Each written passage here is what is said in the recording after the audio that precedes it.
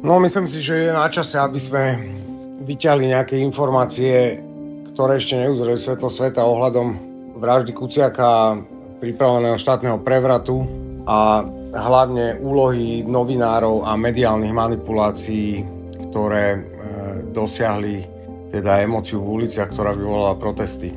Posledný článok Jána Kuciaka nie je posledným článkom Jána Kuciaka. Bola to profesionálne pripravená, masovo šírená dezinformácia. Účelom bolo vytvorenie nejakého materiálu potrebného na manipuláciu verejnej mienky a nálad obyvateľstva za účelom teda spôsobenia toho štátneho prevratu. Tento článok mal spustiť sériu udalostí, ktoré mali nastoliť zmenu vlády Slovenskej republiky. Vytvorením tzv. Falošnej talianskej stopy sa podarilo vyvolať tak silnú emočnú reakciu obyvateľstva, až vyústila do tých masových protestov nakoniec. Na ovládanie smeru týchto protestov bola vytvorená iniciatíva Za slušné Slovensko, ktorá mala teda burcovať v uliciach tú emóciu a mala dodávať vhodných politických kandidátov do ďalších volieb. Napriek tomu, že policajné vyšetrovanie dokázalo, že talianska stopa bola falošná, spojenie medzi vládou Smeru a Nangretov bola iba mediálna manipulácia, podarilo sa dosiahnuť nakoniec odstúpenie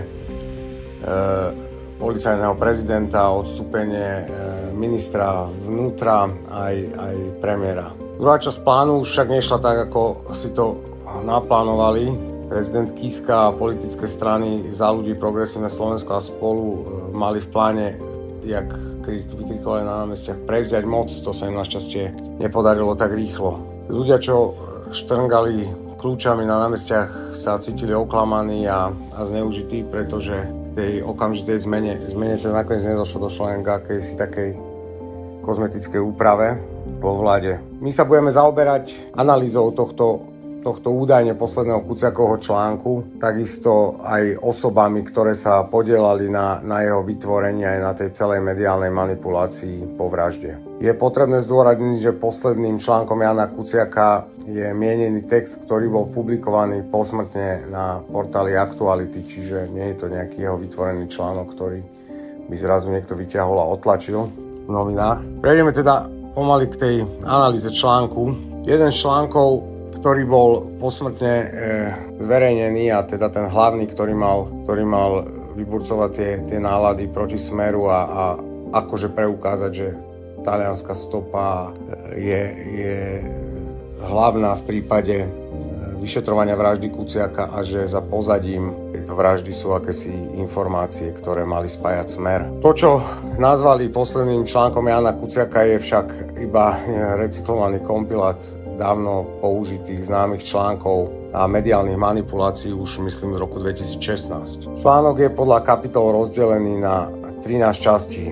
Postupne budeme analyzovať každú z nich a zostavíme zdroje, ktorý bol celý tento kompilát poskladaný. Všetko to, čo bolo v článku zverejnené, bolo už publikované. A vedela o tom jak aj polícia, tak i novinárska obec a aj občania, ktorí to čítali, ale ako si sa každá kauza pamätá len prvé 3 dní. Na konci zistíme, že táto obrovská investigatíva je len copy-paste, ktorú skúsený novinár vie poskladať za niekoľko hodín a pán Vagovič to pri fľaške vína stihol za jednu noc. Takže pozrieme si, takto vyzeral nejak ten článok, sa to všem zobrazí. No, je všetko takže 28.2.2018 Ján Kuciak. Je tu napísané, že to písal Ján Kuciak, mŕtvý Ján Kuciak. Toto je posledná reportáž nášho kolegu Jána Kuciaka, na ktorej pracoval. Článok nestiel dokončiť a zverejniť, pretože ho aj s jeho priateľkou zavraždili. Takže nebudeme sa tu vrácať k týmto nezmyslom, tie si teraz celé rozoberieme. Takže prvá časť, druhá časť chápadla až na úrad vlády a tretia časť s dôverou mafie obsahuje informácie o členoch Ndriny pochádzajúcej z komunikácie medzi talianskou antimafiánskou jednotkou DIA a slovenskou policajnou pridelenkyňou v Ríme Dášou Mackovou v roku 2013. Takže nič nové, informácie z 2013. Cez článok denníka SME identifikujeme ich obsah a potvrdíme identickosť ich obsahu s prvými 3 časťami. Cez ďalší článok denníka SME identifikujeme ich pôvodcu, portál Aktuality a kruh sa uzavrie. Štvrtá časť podnikateľ v energetike a piata časť Troškova a Jasan vychádza z jediného článku, ktorý vyšiel už v roku 2016 na plus 7 dní. Pro vražde Kuciaka si mnoho ľudí myslelo, že konštrukt Fico, Troškova, Vadala je niečo nové. Všetci tomu verili. V skutočnosti v roku 2016 plus 7 dní vydalo celú sériu článkov o Ficovi, Troškovej a Jasaňovi a ich tzv. Prepojeniach s Vadalou. Redakciu o tom informoval Anonymous v roku 2016. Práve v tom roku začali novinári šíriť manipuláciu o prepojení talianskej mafie na slovenských politikov a to hovoríme o politikoch Smeru. Spojiť Fica s Vadalom cez Troškovu sa médiá snažili teda už v roku 2016.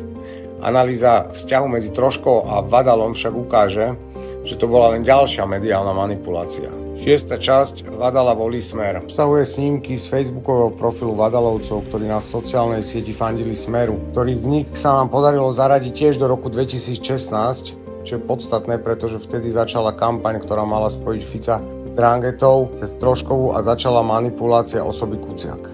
7. časť Náboje a pohrebná kytica a 8. časť Súdom dôkazy nestačili obsahuje zdramatizovaný opis jedinej udalosti vytvorené na základe zverejneného rozhodnutia súdu. Pritom ide o udalosť, ktorá sa stala 5 rokov pred Kuciakovou vraždou. 9. časť Taliansky bašternák a 10. časť Vratky DPH sa spojí so 4. a 5. časťou, pretože vychádza z toho istého článku plus 7 dní. Posledné 3 diely tejto skladačky, 11. časť Veľká talianská rodina, 12. časť Odkiaľ sú peniaze a 13. časť Pašovanie kokainu sú len obrovskou vátou o Talianoch. Textovo rozsiahle a obsahovo útržkovito náhodne vybrané kúsky informácie z Mackovej korešpondencie, všeobecných informácií o Drangete a útržkov zverejnených na slovenskom internete. Obsahová analýza ukazuje, že tieto 3 časti neobsahujú žiadnu analýzu. Je to iba vata o Talianoch. Okrem analýzy informačných zdrojov sa budeme venovať aj mediálnym manipuláciám a samotnému štýlu písania Kuciaka, ktorý sa veľmi odlišuje od analyzovaného textu. Prvá úvodná časť. Začneme analýzou obsahu prvých 3 častí, pretože tvoria jeden obsahový celok, aby sme ich mohli porovnať a identifikovať ich zdroj. Hneď v úvode sa nachádza prvá manipulácia. Má vyvolať zdanie, že okrem Jána Kuciaka sa na tejto investigatíve mal podieľať obrovský medzinárodný tím investigatívnych novinárov z viacerých krajín a tým dodať článku punc dôveryhodnosti. Aktuality.sk mali spolupracovať s Českým centrom pre investigatívnu žurnalistiku Investigace.cz, talianskou novinárskou organizáciou IRPI a medzinárodnou organizáciou OCCRP. Takže tu máme na tejto fotografii, tu sú aj vymenovaní, kto na tom akože pracoval na tomto veľkom článku, obrovskom odhalení, neexistujúcom. Takže následuje dramatický opis udalosti z roku 2004, kedy slovenská polícia zadržala Taliana Carmine Sinanteho, ktorý pašoval samopal do Talianska. Upozorňujem, že je to rok 2004, o ktorom píšu.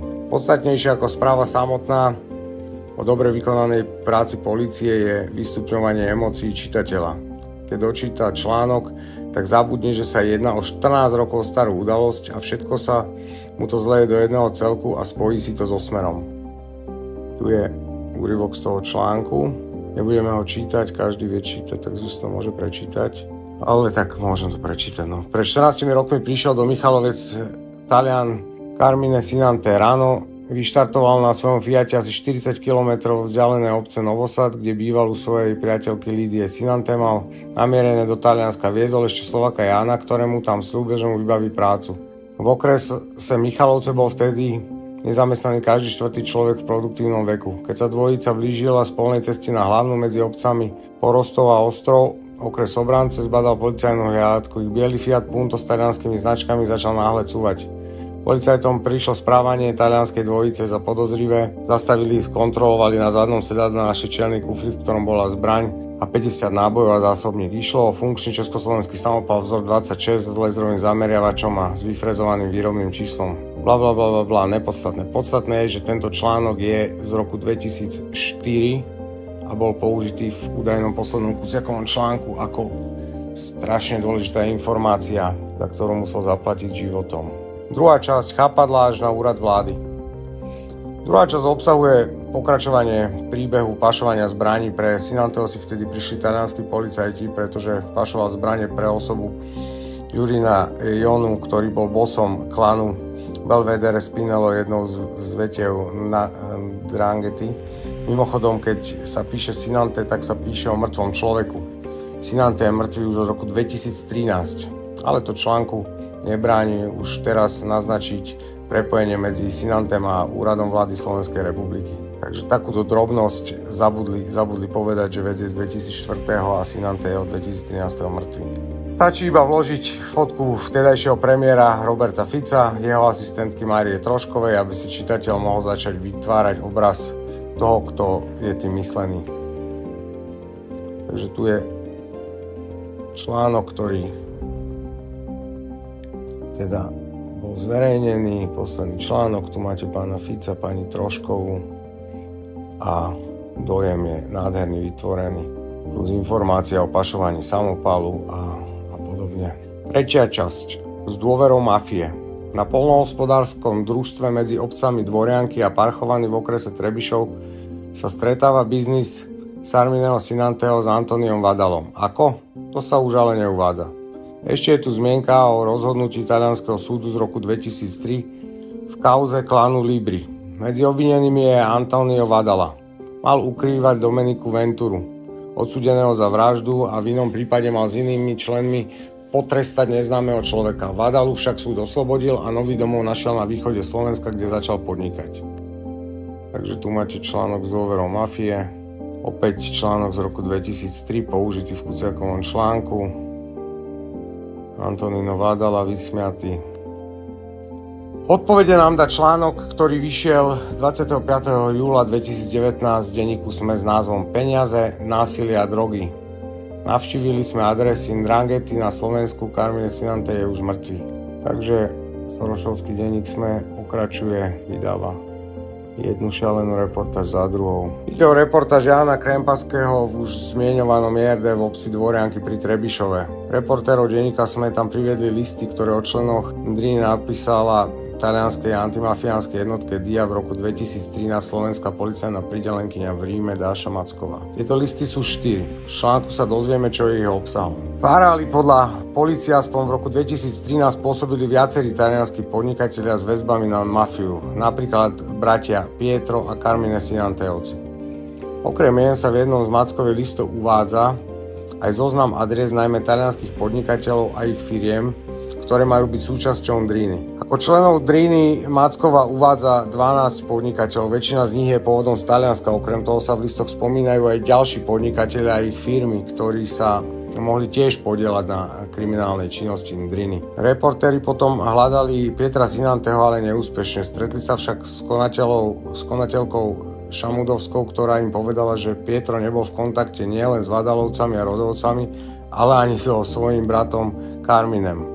Povedal, že Carmine Sinante v roku 2013 zomrel na infarkt. Carmine to je náš Talian z dramatického úvodu, ktorý pašoval samopal. A to je celá ich investigatíva, ktorú zistili. Carmine je už niekoľko rokov mŕtvy. Všetko ostatné v článku čerpajú z Mackovej listov. Pritom prvé 3 časti Kuciakovho článku sú o Carmine Sinantem a oni ešte len teraz zistia, že on je už 5 rokov po smrti. Tomu sa hovorí gól do vlastnej brány, pani žurnalisti. Zadanie ale museli splniť a preto do článku vložili následovný konštrukt o talianskej stope, kde v jednej vete spojili Ndranghetu a Vadalu s viacerými predstaviteľmi Smeru, Máriou Troškovou a premiérom Ficom.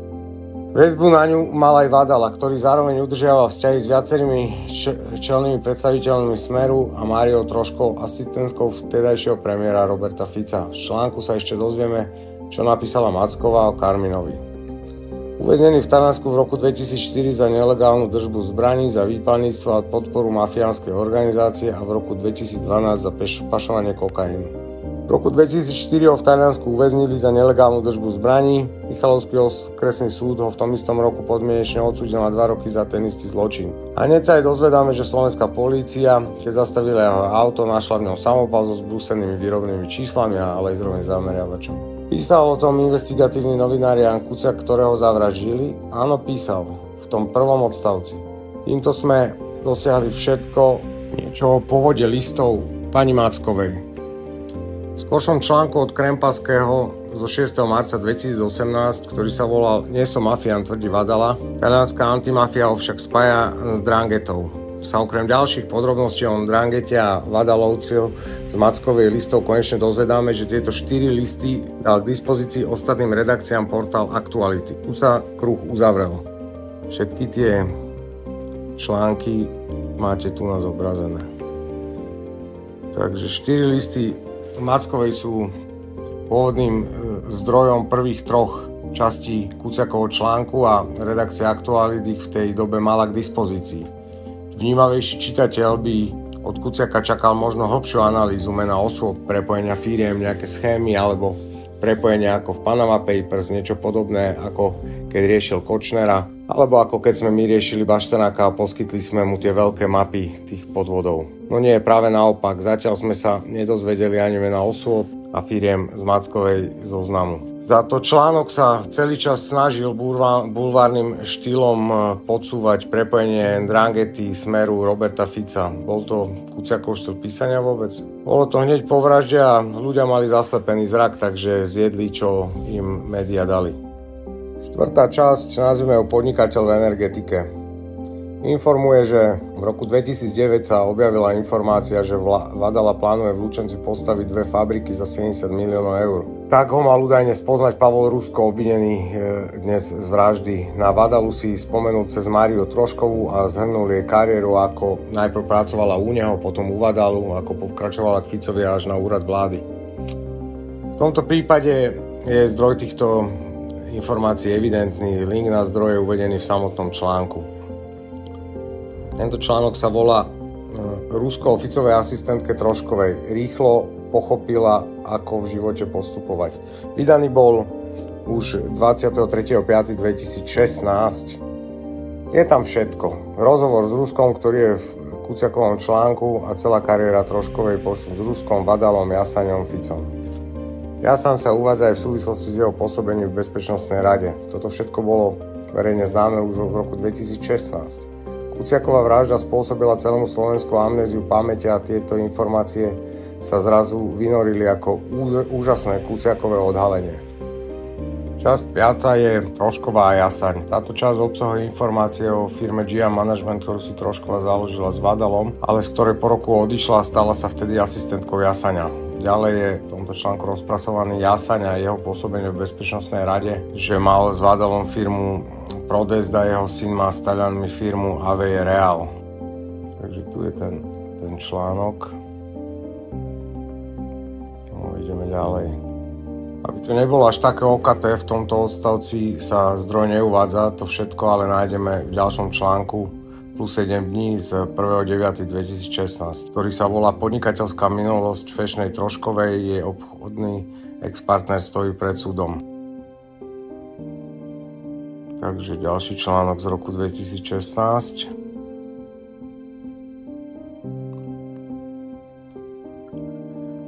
Nachádza sa tu informácia o Troškovej firme s Vadalom GIA Management. V článku sa už priamo zmieňuje o klane Vadalovcov, pochádzajúcich z talianskej Kalabrie. Opäť pripomínam, že je to z roku 2016. Ďalej sa spomína, že Jasaň mal v roku 2015 spoločnú firmu s Vadalom Prodest na rovnaké adrese firma AVE Real. Je jeho syn, ktorý je jediným konateľom. Takže zhrnutie 4. a 5. časti. Ak ste si mysleli, že prepojenie medzi Jasaňom a Vadalom objavil Kuciak, mýlili ste sa, to všetko vedelo celé Slovensko už od roku 2016. Celé Slovensko však na to zabudlo, keď čítalo Kuciakov posledný článok a bolo to prezentované ako Kuciakové úžasné odhalenie, pritom všetci čitatelia plus sedmičky, ktorí videli odhalené poprsie Troškovej, čítali o tzv. Prepojeniach Vadalu, Troškovej, Jasaňa a Fica. Nedá sa nevšimnúť si manipulácie spájania Roberta Fica práve s talianskou mafiou z Kalabrie. Kedy sa do redakcie Aktuality.sk dostali z Mackovej? 2 roky pred vraždou Kuciaka nie je až taká dlhá doba. Ak ich mali k dispozícii už vtedy, tak vedeli o Ndrangete a že Fico mal asistentku Troškovú, ktorá bola partnerkou Vadalu. To už asi vedel každý novinár. Rok 2016 bol kľúčový. Vtedy sa do redakcie plus 7 dní dostala informácia o Troškovej pracovnej kariére práve cez Ruska, Vadalu, Jasaňa a Fica. Toto bolo v článku z 3. marca 2018, ktorý sa volal Fico dal novinářom tajnou verzi vraždy, Kuciak dle ní střelce znal na portáli iDnes.cz. Takže tu je ten článok. Fico dal novinářom tajnou verzi. OK. Všetci, čo čítať vedia, nech si to prečítajú, ak chcú. Takže Šimačková, autorka článkov Troškovej, v ňom povedala, že informácie im poslal do mailu Anonym v roku 2016 a znovu nájdeme upozornenie, že už v roku 2016 novinári vedeli o prepojení talianskej mafie na slovenskú politiku. Tu môžete vidieť, zaujímavé je, jak sa novinářom již v únoru 2016 k informáciám o talianskej mafii a jejím propojení ze slovenskej politiky dostali. Kto si im poslal e-maily? No. Ako to bolo s Máriou Troškovou? Mária Trošková robila pre Pavla Ruska začiatkom roku 2011 a to pomerne krátku dobu, len 3 mesiace. V auguste 2011 spolu s ďalšími osobami a Antóniom Vádalom založili spoločnosť GIA Management, kde ona zotrvala do júna 2012, čiže zhruba rok. Potom sa presunula k Williamovi Jasaňovi, ktorému robila asistentku od marca 2015, potom robila asistentku premiérovi Ficovi. Aj keď redakcia Plusedení v roku 2016 vydala celú sériu článkov o premiérovi a Troškovej, táto časová chronológia mala ostať zámerne nejasná, pretože od rozchodu Troškovej a Vádalu uplynulo už 5 rokov. A kde je tá spojitosť medzi Ndrangheta a premiérom Ficom? Odpoveď vám mal dať článok z Plusky, ktorý sa volá Vadala otvorenie o vzťahu s Troškovou, neboli sme milenci, jej mama je chorá. Takže tu zverejnili takýto článok 6. marca 2018.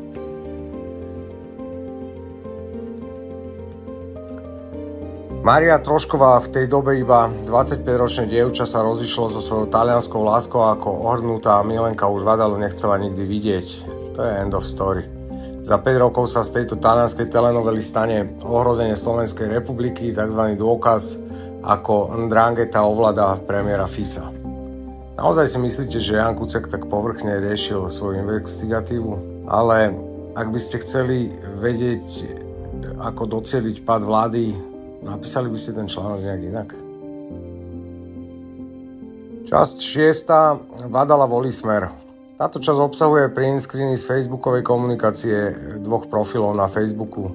To je Antonina Vadalu a Nina Vadalu. Vadalovci boli veľkými fanúšikmi Smeru, čo dokazuje len to, že boli veľkými fanúšikmi Smeru. To je celé. Nie, ani v tejto časti tejto veľkej investigatívy nenájdeme žiadne odhalenie korupcie. Sú to iba dristy. Jednu vec ale táto časť predsa len odhaluje, a to je to, že tieto odfotené statusy Vadalovcov boli spravené už v roku 2017. Dokazuje to tento odfotený status, ktorý je tu nižšie, kde je zachytená reklama na baletné podujatie s dátumom 16.2.2017. Ak by Vadalovci vedeli, že sa začínajú stávať súčasťou veľkej a niekoľko rokov trvajúcej spravodajskej hry, tak by aj s celou Ndranghetou zvihli kotvy a ušli by zo Slovenska už v roku 2016, pretože to je rok, kedy sa prvýkrát objavilo to, čo neskôr nazvali talianskou stopou. Takže tu dole vidíte, tu bolo podujatie, ktoré bolo, dátum tam je 16.2.2017. Časť 7. náboja a pohrebná kytica a časť 8. súdom dôkazy nestačili. V týchto dvoch častiach sa opäť nachádza dramatický opis udalosti, pri ktorej sa Vádalov príbuzný Sebastian Vádala vyhrážal jednému trebišovskému podnikateľovi, pretože sa s ním sporilo 40 hektárov hornej pôdy. Po 2 rokoch vyšetrovania sa Sebastian Vádalo nakoniec dostal pred súd, ale vo finálnom výsledku ho Senát oslobodil. Podľa sudcu prokurátor vychádza len z výpovedí svedkov, čo sa súdu zdalo príslabé. Ťažko tu hovoriť o nejakom pôvode korupcie alebo niečo podobné. Takže náboja pohrebná kytica, článok tu. O čom tieto časy sú a o čom nie sú? V prvom rade nie je to nič nové. Vykresľuje príbeh, ktorý sa stal 5 rokov pred Kuciakovou vraždou. Rozhodnutie súdu sa dá nájsť v zbierke rozhodnutí. V druhom rade ide o účelné navodenie dojmu, že súd napriek dôkazom Sebastiana Vadalu oslobodil a to je úloha týchto dvoch častí. Nakresliť príbeh, ako si talianská 'ndrangheta robí na Slovensku, čo sa jej zachce a toto všetko na konci nabalí na Roberta Fica a stranu Smer, čo však samozrejme nebola pravda. Pozorný čitateľ však už dávno pochopil, že novinárska obec už dávno vedela, že na východe Slovenska operuje 'ndrangheta alebo ľudia s ňou spojení a vedela to aj polícia. Vedeli to vlastne všetci. Slúčka sa už začala uťahovať a spojiť Fica s Vádalom cez Troškovú sa médiá snažili už od roku 2016. Takže čitateľov v tej dobe viac zaujímali odfotené prsia Troškovej ako takéto hry. Vražda Jána Kuciaka Martiny Kušnírovej však všetko zmenila. Časť 9. Taliansky Bašternák a časť 10. Vrátky DPH. Tieto dve časti sa týkajú hlavne daňových špekulácií Antonína Vadalu. Prípad sa začal už v roku 2011. Pôvodným vlastníkom bytov bol Talian Antonio Palombi cez svoju firmu Alto. Tieto byty však v priebehu niekoľkých mesiacov boli prevedené na spoločnosť Gena a následne na firmu Avereal. V prvej Vadala pôsobil, tú druhú riadil aj v čase prevodov týchto bytov. Po 3 rokoch sa však Palombi obrátil na policajtov s tým, že Vadala za byty nezaplatil kúpnu cenu, a to hlavne preto, že zistil, že Vadala mu nedá ani peniaze z vrátiek DPH, ani mu nevráti byty. V skutočnosti boli Palombi a Vadala dohodnutí, že prevod bytov bude bez skutočných platieb a byty nakoniec skončia v spoločnosti Canone.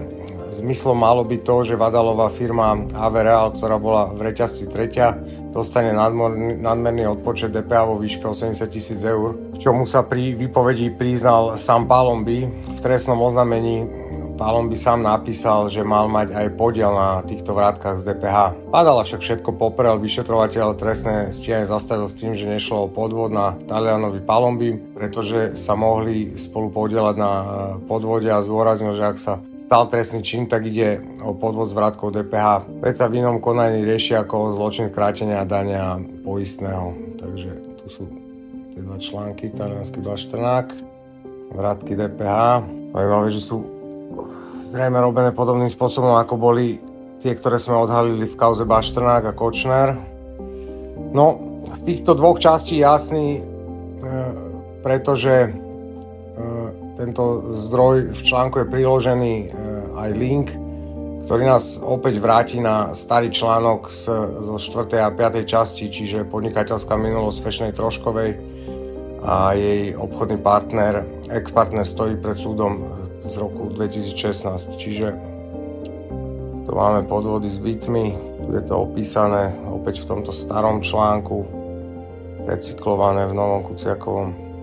Je tam všetko, čo obsahuje 9. a 10. časť, ale s jedným rozdielom, a to je ďalšia mediálna manipulácia. Antonio Palombi podal trestné oznámenie a zároveň sa obratil na súd o určenie vlastníckeho práva. Neskôr svoje podanie z pochopiteľných dôvodov stiahol, a pretože polícia ich podvod prekúkla, trestné vyšetrovanie zastavila, ale zároveň začala nové. To si už investigatívni novinári plus 7 dní znovu nevšimli, že vyšetrovateľka na ORPZ Bratislava 1 vydala v 28.2.2014 uznesenie, že zločin je kvalifikovaný ako skutok krátenia dania poistného. V článku je aj hyperlink na toto uznesenie. Novinári použili starú známu fintu, skutok sa nestal.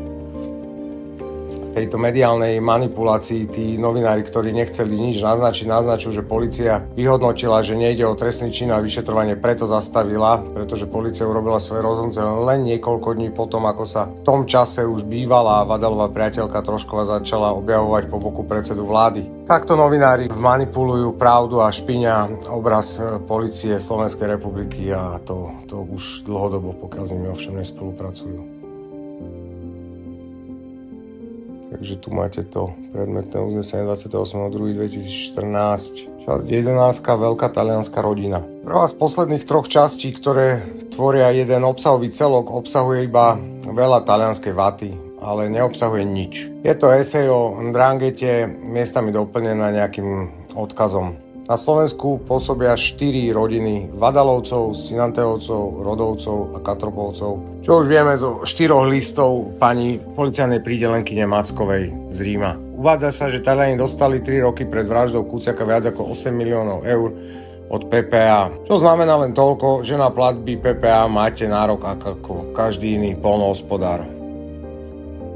A keď už teda spomenutých tých 8 miliónov, aby sa čitateľ dostal do obrazu, PPA len za rok 2017 vyplatila cez podporné schémy 658 miliónov eur, z čoho priame platby vo výške 533 miliónov eur. Pre nezrovnalosti nevyplatili 11 miliónov eur, konali 755 kontrol a odstúpili od 76 zmluv, takže 8 miliónov je zanedbateľná čiastka.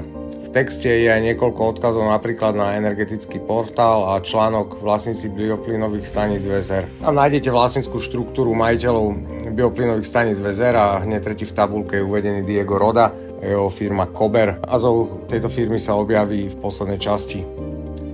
Teraz už nezáleží na tom, čo sa píše o Vádalovi, Rodovi alebo akejkoľvek talianskej rodine. Táto investigatíva je o všetkom, ale zároveň o ničom. Ak v obchodnom registri zadáte meno Antonio Vadala, zobrazí sa vám záznam niekoľko desiatok Vadalových firiem a v tejto pseudoinvestigatíve sa raz spomenie jedna firma a potom firma niekoho iného a takto to potom pokračuje ďalej. Celá investigatíva aktualít a ďalších prosorošovských médií. Zvedavý čitateľ si určite vie vyhľadať množstvo takých informácií aj sám a zdá sa, že do vyhľadávača meno Diego Roda, tak tam nájdete článok na topkách, ako nebezpečný Talian nabúral svoje Ferrari, videoreportáž k zamestnancom, ktorému nevyplatili mzdu, ako zakopávali nejaké mŕtve kravy na pozemku, namiesto toho, aby ich dávali do kafilérky, čiže obrovská investigatíva, hodné zavraždenia novinára a rozpadu vlády. Hovorím to teraz ironicky samozrejme. Článok v Hospodárskych novinách, ako sa v roku 1994 na východe Slovenska usadil Talian Diego Roda, ktorý patrí medzi najväčších zahraničných obchodníkov v slovenskom poľnohospodárstve. Svoje impérium postavil na chove dobytka, pestovaní plodín, postupne skúpil 13 poľnohospodárskych družstiev, ktoré boli v konkurze alebo na pokraji krachu. Toto však neskôr dobehlo v podobe dlžiob.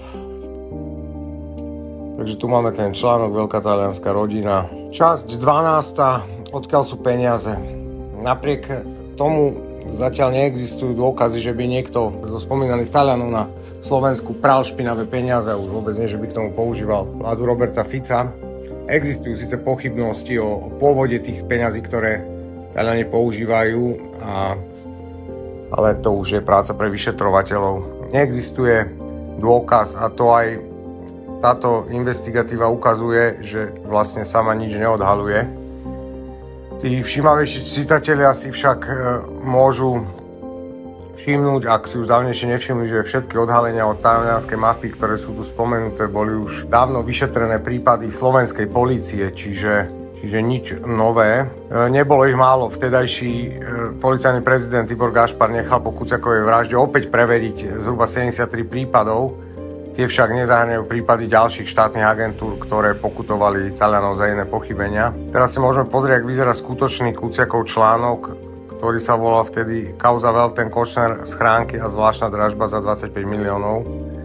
To sa opäť týka toho, ako sa cez falošné dražby a DPHčky dajú kradnúť veľké peniaze zo štátu. Keď si prečítate tento článok, zistíte, že nemá absolútne nič spoločné s tým, čo tu predviedol pán Bárdy aj s Vagovičom, prezentujúc ako posledný článok Jana Kuciaka.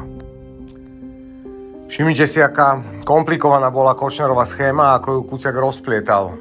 Naozaj si myslíte, že Kuciak by sa takto snažil spojiť Ndrangetu Fica s Troškovou?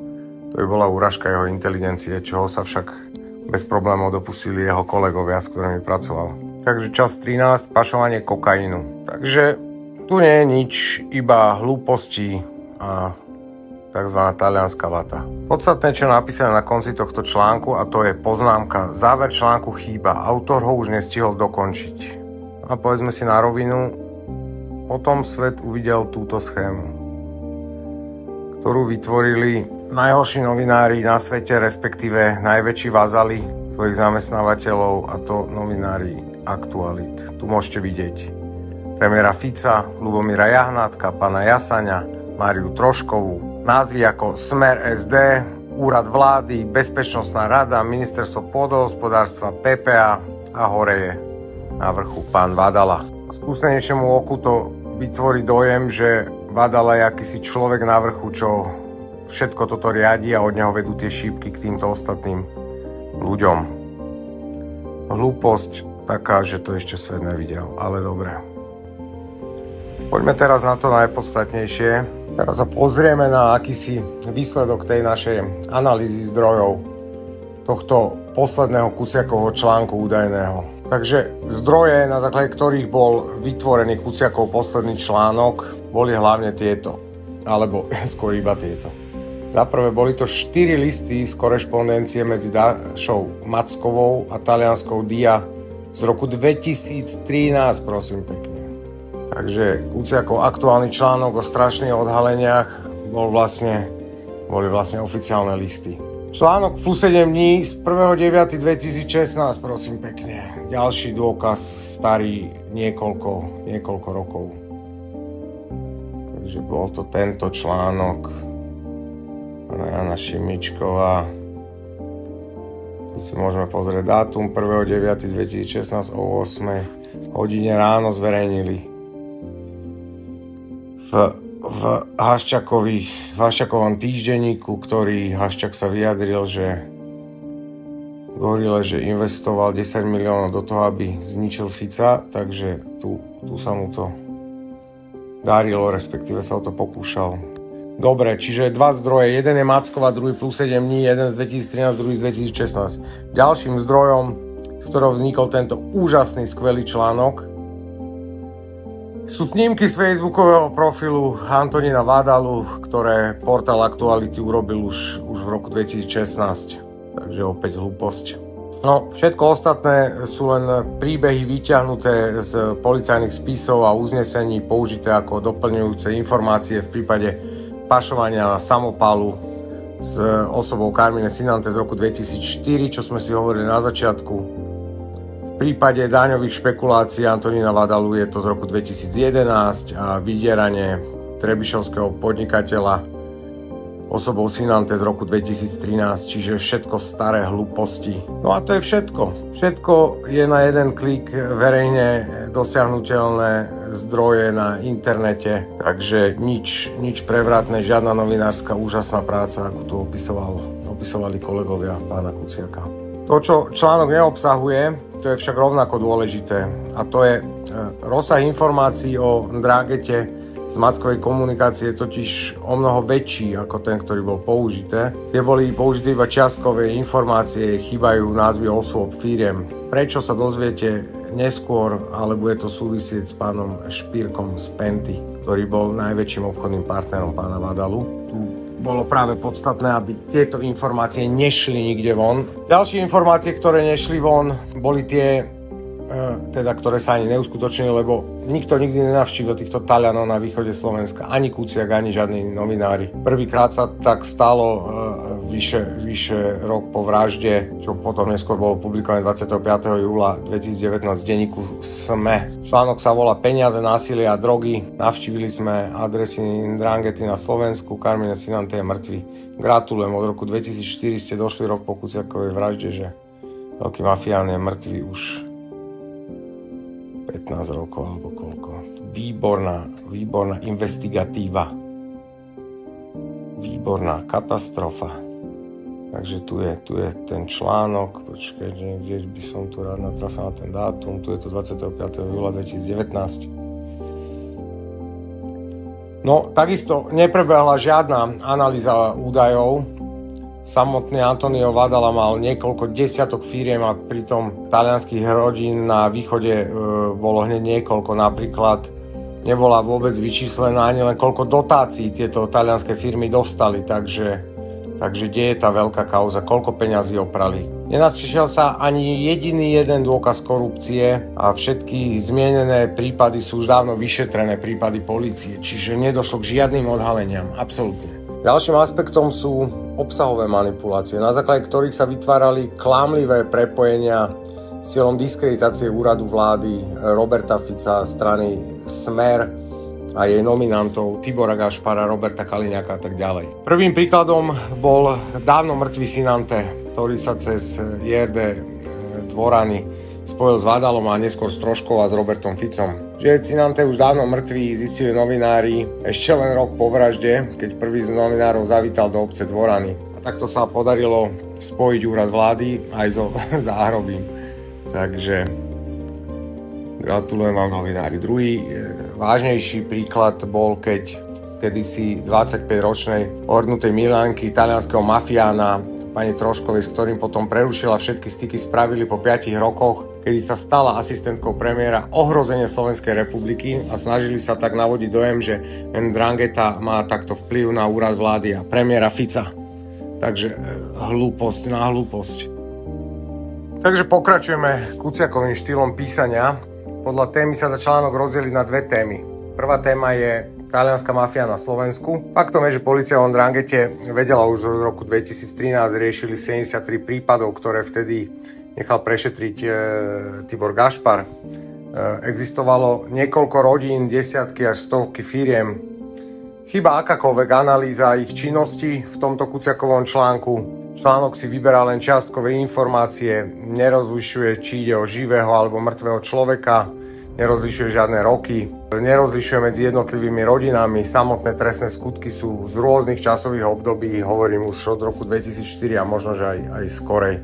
Spolu to však vytvára obrovskú taliansku vatu, do ktorej bola zamotaná druhá téma, ktorá tvorí hlavnú pointu článku, a to je napojenie Ndranghety na Smer a premiéra Roberta Fica. Okrem prípadu Jasaň, pri ktorom sa tiež nepreukázala trestná činnosť, vyšlo najavo, že to boli bulvárne mediálne manipulácie s cieľom očierniť stranu Smer a vyprovokovať tú manipuláciu tých ľudí, tú emóciu v tých uliciach. Najzakernejšou manipuláciou bolo to, že sa to tvárilo ako niečo úplne nové, nejaké nové odhalenie a pritom o tom vlastne vedeli všetci z novinárskej obce, aj z policajných kruhov. Kto čítal Kuciakov článok o kauze Velten, si vie porovnať Kuciakov štýl investigatívnej novinárskej práce s týmto bulvárom, ak sa to dá vôbec nazvať bulvárom. Bardy raz o ňom povedal, mal pred sebou 2 monitory a skladal zmluvy k sebe. Vychádzal z verejne otvorených zdrojov. No, povedzme si sami, či toto bol skutočný Kuciakov štýl písania. A posledná, záverečná táto naša časť, našej analýzy k poslednému Kuciakovmu článku. Dali sme tomu názov Kuciakov paradox. Vražda Kuciaka a jeho posledný článok sú spojené nádoby totiž. Hlavnou témou článku bolo vytvorenie prepojenia talianskej mafie Ndranghety na stranu Smer. Ale bez vraždy Jána Kuciaka a Martiny Kušnírovej by talianská stopa neexistovala. To je ten Kuciakov paradox.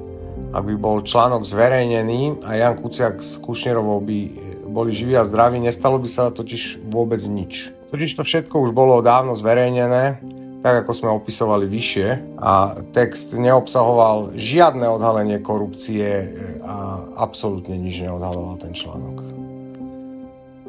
Toto vedelo všetko aj vedenie redakcie Aktualit, napriek tomu začali vytvárať príbeh, že Kuciak pracoval na niečom veľkom a tak závažnom, že to malo byť dôvodom jeho vraždy a dokonca pádu vlády Slovenskej republiky a možno aj prevzatia moci. V finále bolo veľkolepé. Vražda týchto 2 mladých nevinných ľudí sa stala politickým nástrojom, ktorým sa opozícii podarilo vyhnať ľudí do ulic a oklamať ich. Objednávateľ vraždy destabilizoval politické zriadenie na Slovensku a začal sa tzv. Známy ten tanec na hroboch Jana Martiny. Nie všetci zúčastnení z opozície alebo z politických alebo týchto žurnalistických kruhov museli vedieť o vražde, práve naopak muselo o nej vedieť minimum ľudí. Niektorí to možno pochopili, že sa stali súčasťou hry, ktorej cenu by za normálne okolnosti neakceptovali, ale buď dostali strach, možno niektorí sú až dodnes tak zmanipulovaní a tak tupí a tak dobre im to bolo odprezentované, že veria tomu príbehu, ktorý tu bol prezentovaný ľuďom a ktorý tu je stále dodnes. Iným to bolo úplne jedno, veď účel svätí prostriedky a prachy sú fajn a byť súčasťou prevzatia moci a dostať sa či už ku korytám alebo hlavne k moci je alfa omegou týchto ľudí, takže